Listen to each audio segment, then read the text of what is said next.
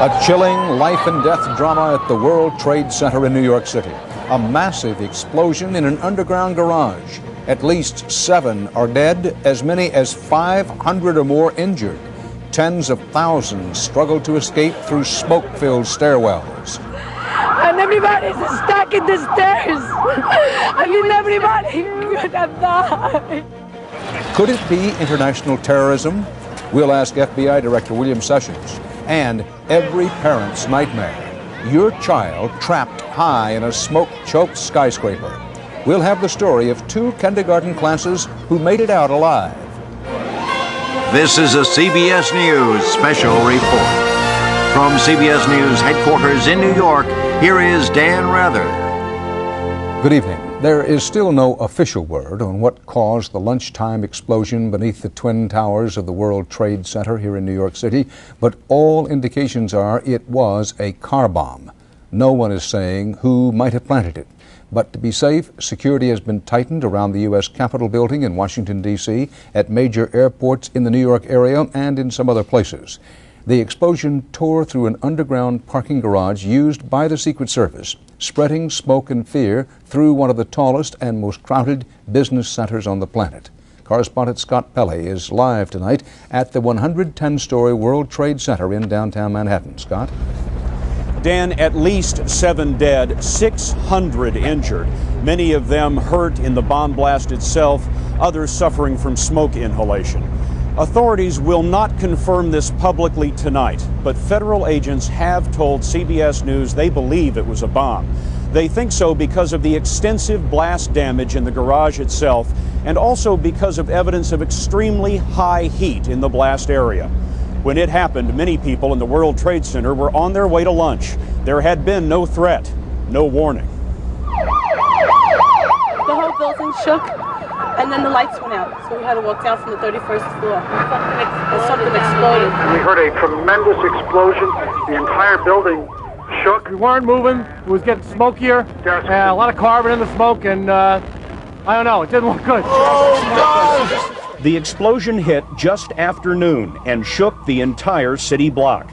Fires erupted in the basement of the #1 tower, and in seconds, thick, acrid smoke shot through all 110 stories. Tens of thousands of people were suddenly trapped in the dark, searching for a way out. I was at a desk, and I seen the flash coming towards me, and I bent down, and the desk somehow landed on top of me. So when the walls and stuff came down, came on the desk, and I just crawled for the exits. Hours after the explosion, people were still coming out of the towers. Some had to walk down 100 flights. Others were trapped in elevators. Each had their own story of escape. And everybody's stuck in the stairs. I mean, everybody could have died. Yeah. It's a lot of smog. You can breathe. You can breathe. How many floors did you just come down? 105. What's it like? How long did your trip take? It took about, what, an hour and 10 minutes? It was moving at first. Stairwells filled up with smoke, no announcements. It flattened out to a hallway on 70 when probably was the scariest. The stairway was packed. We couldn't move forward or backwards. It was full of smoke and nobody was moving. And I know we all thought this is it, the smoke inhalation. In a nearby evacuation center, several survivors said they received no evacuation instructions. Emergency lighting failed, and some emergency exits wouldn't open. I ran out to the elevator to see if they were working. They weren't working. I went around to the other companies on the floor, told them to exit because we didn't know what was happening. We tried calling the emergency number to find out what the shock was from. I guess the phones had gone dead at that point. So we tried to get on the stairwells, and the stairwells were just packed with people. And we managed to get down to, I guess, about the 3rd floor, and the door was locked. The emergency door was locked. We couldn't get out. You've had evacuation drills, procedures? They take you out into the lobby, they look at you, they tell you, oh, in case of a fire, come out to the lobby and wait for further instructions. There are no further instructions. That thing was a total waste of time. All the procedures that they put in place were useless. The building owner, the Port Authority of New York and New Jersey, denies that any exits were blocked, but does admit the emergency communications system was knocked out. We lost the communications system in the Trade Center as a result of the explosion. That meant that we could not give the normal notices that we do through the public address system. It was unfortunate that we did not have that system, but the system was disrupted by the explosion itself. We opened up the door and we had opened up other elevators, and people came out to greet us, thank you, and all that This elevator, there were 10 people laying on the floor, and none of them moved. All we heard was one woman cry.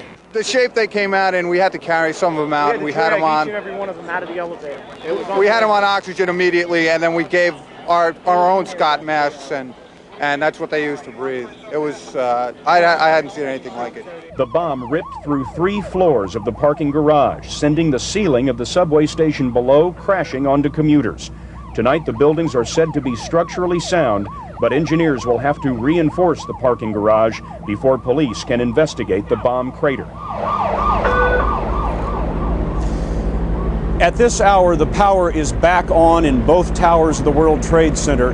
Firemen are combing through the building one more time, but it is believed tonight that everyone is out. The building superintendent told me earlier today that there are simply no explanations involving mechanical failure that could have caused this kind of damage. Not an electrical fire, not a natural gas main break. The only working theory at this hour is that a bomb caused all of this devastation. At least 9 individuals have called local authorities claiming responsibility for the explosion. But the fact is, at this hour, the police simply don't know who did this or why. Dan? Scott Pelley, who arrived on the scene within minutes after the explosion at the World Trade Center, thanks. The FBI is taking the lead in the investigation of the explosion. Was it terrorism? If so, who is responsible? FBI Director William Sessions has been monitoring developments from the command center in Washington. I spoke with the FBI Director a short while ago. On the basis of what you have been told, can you confirm to us that it was a bomb? I would not want to speculate now as to what it was, Dan. We will not know until we're actually down with our experts in the area and are able to determine from what their investigation shows. Do you immediately draw up a list of suspects or possibilities? That is immediately in your mind. That is, you begin to go through the possibilities of what may have brought about the event, who may have been involved, but it at this stage is not focused on that totally. We need to know a good deal more, both from the crime scene and from the gathering of other intelligence that may come in. It's important to us and for the audience to determine what are the facts and what is unknown. Fact, this was an explosion. That's obvious, yes. You are not in a position to confirm whether it was in fact a bomb or not that caused the explosion. No, we cannot, and it may be hours before that can actually be confirmed as involving explosives or not. Maybe hours before you can absolutely confirm that. I would think so, because until they're actually down in the area, actually able to examine the area directly, you would not know. To your knowledge, anyone been arrested in connection with this crime? No, there has not been that I know of. Any suspects that you know of? Not that I know of at all, but that will develop over the period of time during the investigation. Now, put in some context and perspective for us, the widespread speculation, and I underscore, italicize the word, that, well, quote, this must be some kind of terrorist act, unquote. Well, of course, until you actually are down at the crime scene and have the evidence from the crime scene, you're not entitled to speculate, Dan. That would be the worst possible thing that could be done.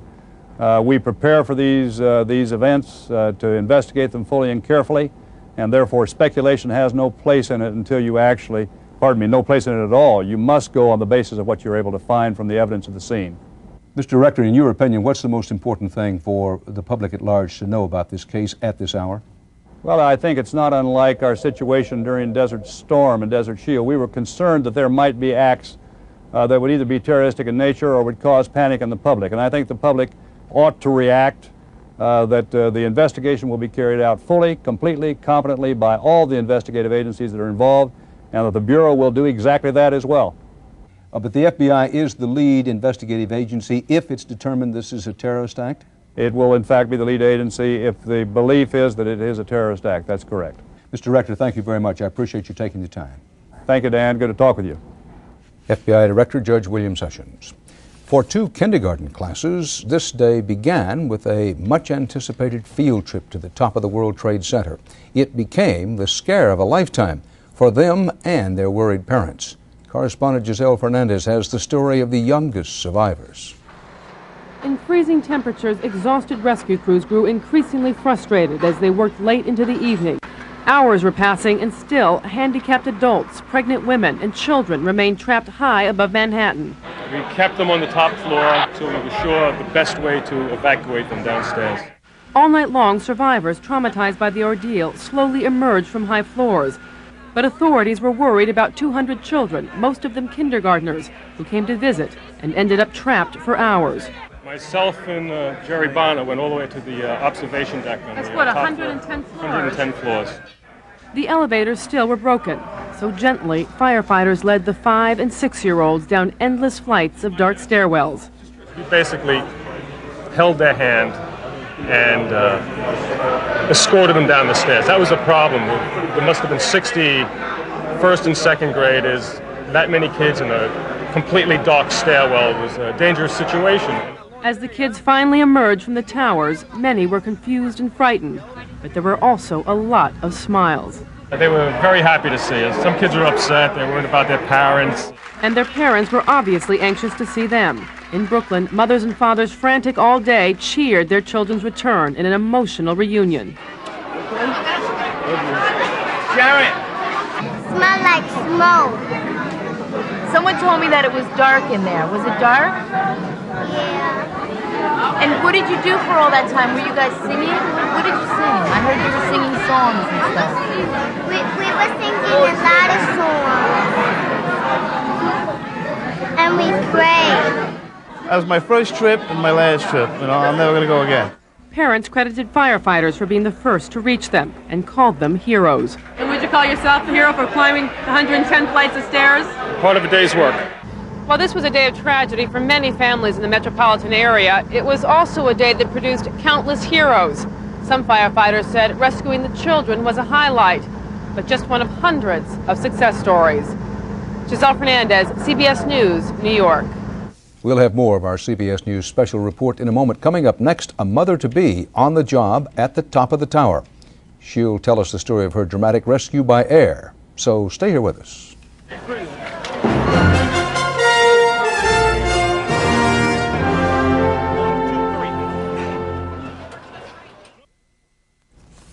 Back now with more of our special report on today's deadly explosion here in New York.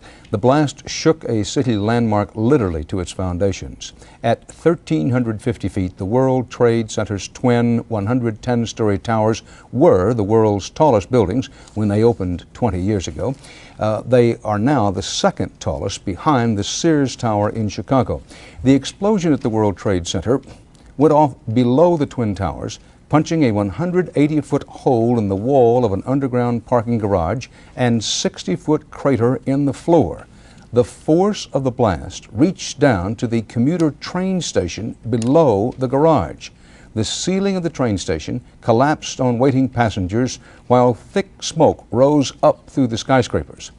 The effort to rescue people trapped inside produced countless stories of heroism, among them the story of New York City police officer John Caffarella of the New York City Police Emergency Services Unit. One of the first officers to arrive, he climbed 90 stories, think about that, 90 stories, to help the physically disabled make it down the long, dark stairwells. Officer Caffarella is with us tonight. Thank you for being with us. Tell us what was the most impressive, most memorable thing you saw and heard. Some of the things I saw when I was going up there were people pretty much listening to what I had to say, following my directions, remaining calm, and working someone as a buddy. They were pretty much in a panic state at the time we got to them. And how did people generally behave in that panic state? Okay, very cautious. They weren't sure exactly what I was saying. They wanted a way out of this building, which was smoke-filled. I calmed them down, and pretty much they listened, and they realized I was talking sense to them. And what did you tell them, officer? Basically, hug the wall, hug the railing. When the lights went out, if you have any sort of flashlights, light them, and go down very, very slowly. It's a slow descent down these 90 floors. And how long did that take? It must have taken about 6 hours, 6 or 7 hours. Ooh, long time. Officer Yeah. John Caffarella, one of the day's heroes. Thank you very much. At the height of the emergency, helicopters ferried rescue workers to the roof of the World Trade Center and evacuated people trapped in the building. Among them is Debbie Matute, a technician at the WCBS TV transmitter atop the skyscraper, and by the way, an expected mother. Debbie is with us tonight, live on the set. Thank you for being with us, Institute. We're glad you got out all right. Thank you, Dan. Were you scared when you first started smelling the smoke? Yeah, I was petrified. I was in a slight state of panic, actually. Myself and another coworker, Isaiah Rivera, were up there, and we have Scott packs up there, and we got those ready, and we were trying to get some kind of direction. We couldn't get through because all the lines were busy. And it was scary. I looked out in the peephole in the door, and all I saw was black smoke. I couldn't see anything. What were you thinking at that moment? I was afraid, because I was afraid of for my baby, because I'm early in the pregnancy, so I'm at a dangerous state. So I was scared for that. I was scared for our lives, and we didn't know what was going on. Well, you must have talked about emergency procedures. Did any of them work? Well, what we initially had talked about was to go down. And what we ended up doing was going up. So I always felt that was better, because we're closer. We're only right by the stairway to go up. So. What you mean the helicopters came to? And the helicopters came. They had to take some lights off and break down a couple of antennas, and they couldn't do it on the first try. They did it when they got all the lights off, and it was very windy up there. And it was very dangerous for the helicopter pilots to do that, and they really did an excellent job of doing that. Well, we're very glad you made it out. I'm glad you came with us tonight. Thank you very much. Okay, hope you thank had time Dan. off. Thanks a lot. Thanks. The World Trade Center is owned and operated by the Port Authority of New York and New Jersey. Now, among those stranded for a time in the Twin Towers was the authority's executive director, and he is now safe and sound. He is with us tonight on the ground and prepared to talk with us a bit. We thank you very much for being with us. Appreciate you taking time. What about these reports that there were locked doors, that none of the emergency procedures worked? You've heard these. I want to give you a chance to respond to them. Well, the truth is that the systems didn't work, but the reason for it was that the explosion knocked out our primary system, which handles the energy for our elevators, our communications system, and for our heating and ventilation. And the blast also knocked out a completely redundant secondary system, completely independent of this system. So powerful was the explosion that it severed the lines to the emergency generators that run the secondary system. In addition, the blast knocked out our operations desk and our central police desk. So all four of those things were knocked out by a really powerful blast, and all of the redundancies that we had built in to the systems for safety's sake were wiped out. Now, you spent a good part of the day on, what, the 57th floor? What was it like there? Well, I started out on the 67th, when we went down to the 50th and then the 49th and 48th. Well, let me say that people were remarkable in their quiet heroism. Not having the advantage of real communication, people were very orderly. I'm talking about hundreds and even thousands of people walking down the steps, following instructions, moving off into areas where we could wait, which is ultimately what we all decided to do. I was with about 400 or 500 people on the 49th floor for most of the time. People helped one another. We carried wheelchairs down the stairs in teams, and shuttled people in and out of the teams. Asthmatics were cared for, and a couple of pregnant women. So it was quite frightening. On the other hand, people were just remarkable in the way they handled it. Appreciate you being with us, Stanley Brezhnev. Is everyone out of the building now? Yes, as far as I know, everyone is out of the building. We've done a primary search, and now that the elevators are running again, we're in the midst of a secondary search, meaning that we've had emergency personnel, firemen, and police officers going through floor by floor. Thank you very much. Hope you get a little sleep sometime during the night. Thank you, Dan. Our special report will continue in a moment. Up next, was it a terrorist bomb? We'll talk to two experts on terrorism and security.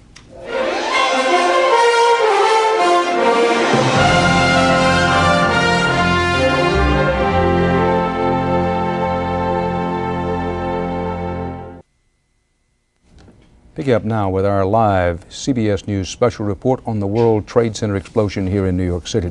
The possibility that it was terrorism has the attention of official Washington tonight. CBS News law correspondent Rita Braver is tracking that part of the story from our CBS News Bureau in Washington. Rita, good evening.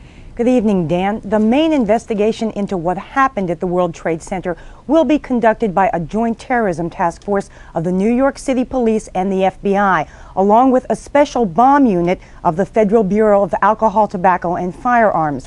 At this point, law enforcement officials just don't have an understanding of exactly what happened, much less why.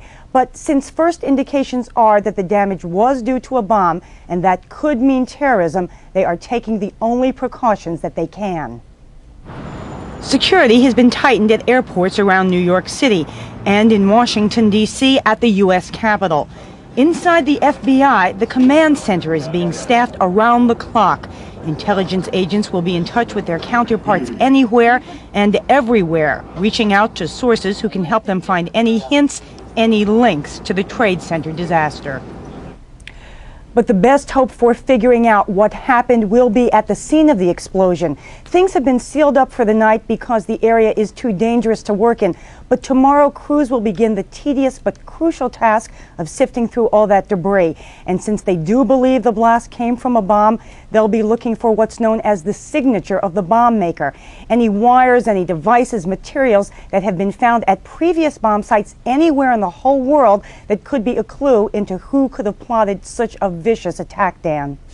Rita Braver, live in our Washington Bureau, thanks. Beyond the government, the explosion here in New York has raised the concerns of private experts in the fields of security and terrorism. Joining us from Los Angeles is Brian Jenkins of Kroll Associates, and with us here in New York is Michael Hirschman of the Fairfax Group. Thanks for being with us, gentlemen. First, Michael Hirschman, your opinion, which is all anybody can have now, was this the work of a terrorist? It's hard to imagine anything causing that much damage but a bomb in that building. And if it was a bomb, then the likely culprit was a terrorist. Now, we're not accusing anybody, don't know enough, but let's run down the list of suspects. When you have a bomb explosion of this sort, who and what are the first suspects that pop into your mind? Well, what comes immediately to mind, of course, is the Middle East terrorist organizations that have been most active in recent times. But we've heard a lot of rumors now about Serbian terrorists and Croatian terrorists. I think it's going to be a while before we sort it all out. I understand there's been 7 different groups that have claimed responsibility. Obviously, someone is lying. Now, Mr. Jenkins, what runs through your mind when you think about this case? What are the principal questions? Give me the top 3. Well, the first question is, in fact, was it a bomb? The presumption right now is that it certainly appears to have been one, and judging by the reports of damage, it would be an explosive device of significant size, although any explosive effects would be magnified by being confined in an underground parking structure. The issue here, if with a car bomb, I mean, car bombs are not technically challenging. The issue is quantity, not quality. A car bomb is simply a convenient way of delivering a large quantity of explosives. Who might be behind it would be the second major question that we deal with. One can mentally round up the usual suspects. Certainly everybody is talking about the possibility of some type of Middle East connection, some type of Balkan connection, but there are dozens of conflicts around the world which have generated the type of hatred that would make an act like this possible. The third question that comes to mind is what will be the consequences.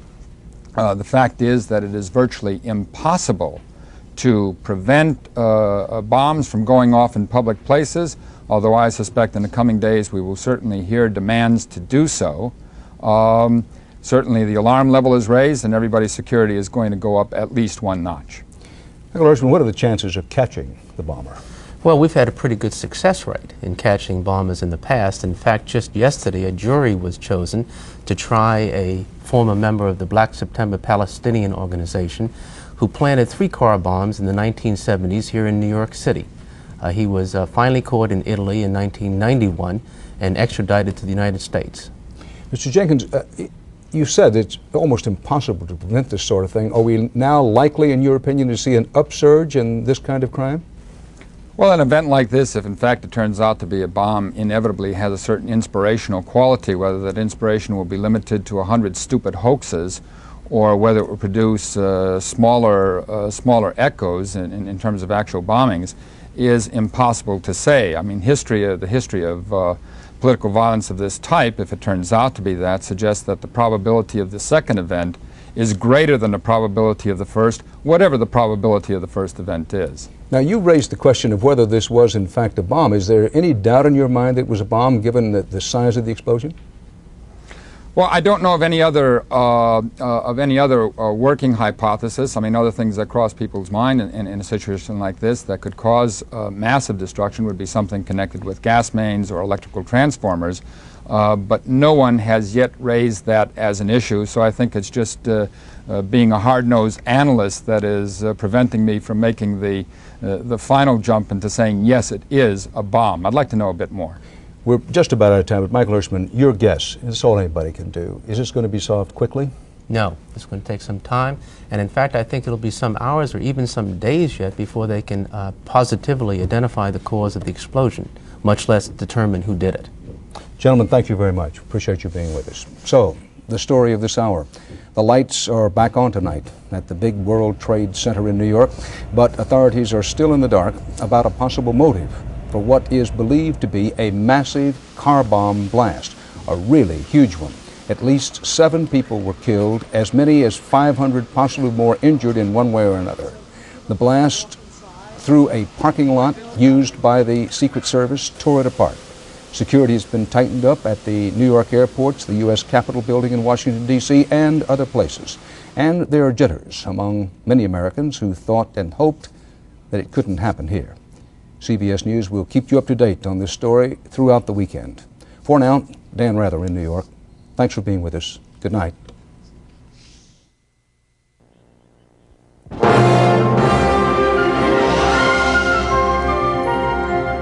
This has been a CBS News special report. Experience CBS News.